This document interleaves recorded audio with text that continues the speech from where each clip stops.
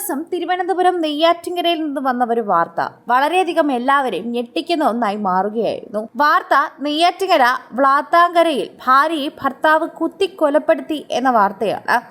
ഇരുവരും തമ്മിൽ നല്ല സ്നേഹത്തിലായിരുന്നു. ഭാര്യ സോഷ്യൽ മീഡിയയിൽ പോസ്റ്റ് ചെയ്യുന്നതിനുൾപ്പെടെ എല്ലാത്തിനും പിന്തുണ ഭർത്താവ് തന്നെയായിരുന്നു. എന്നാൽ ഏറെ വർഷമായിട്ടും ഇരുവർക്കും കുഞ്ഞുങ്ങളില്ലാത്ത കാരണത്താലാണ് ഇരുവരും തർക്കമുണ്ടായിരുന്നത്. ആ തർക്കത്താൽ തന്നെയാണ് ഭാര്യയെ കൊലപ്പെടുത്തിയതെന്ന് ഭർത്താവ് സമ്മതിക്കുകയും ചെയ്തു.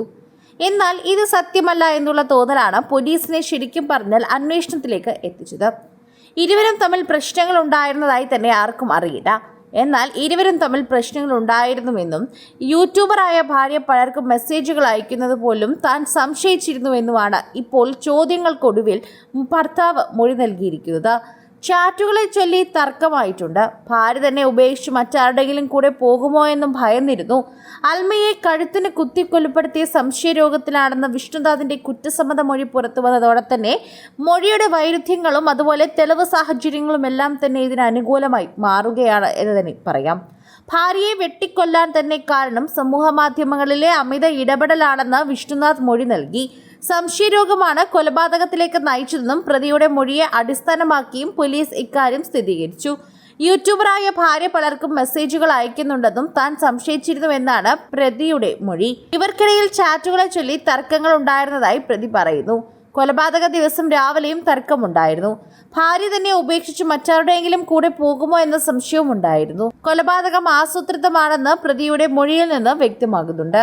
ഭാര്യയെ കൊലപ്പെടുത്തണമെന്ന ഉദ്ദേശത്തോടെ പ്രതി വാക്കത്തി വാങ്ങി വച്ചിരുന്ന് സൂക്ഷിക്കുകയും ചെയ്തിരുന്നു. എന്നാൽ പ്രതി വിഷ്ണുനാഥിനെ പാറശാല പോലീസ് നെയ്യാറ്റിൻകര കോടതിയിൽ ഹാജരാക്കി റിമാൻഡ് ചെയ്യുകയായിരുന്നു. രാത്രിയുണ്ടായ വഴക്കിനെ തുടർച്ചയായി ഞായർ രാവിലെ തർക്കമുണ്ടായി.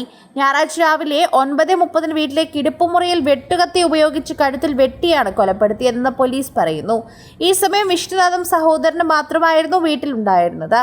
തുടർന്ന് പാറശാല പോലീസ് സ്ഥലത്തെത്തുമ്പോൾ മുറിയിൽ രക്തത്തിൽ കുളിച്ചു കിടക്കുന്ന നിലയിലായിരുന്നു അൽമയുണ്ടായിരുന്നത്.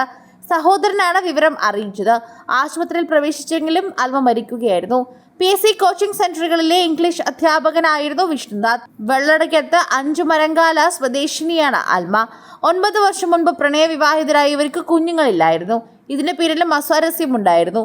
നാട്ടുകാരുമായും അയൽക്കാരുമായും അധികം അടുപ്പം പുലർത്താതിരുന്ന അൽമ സമൂഹ മാധ്യമങ്ങളിൽ വളരെ സജീവമായിരുന്നു എന്നതാണ് ഏറ്റവും വലിയ ശ്രദ്ധേയമായ കാര്യം.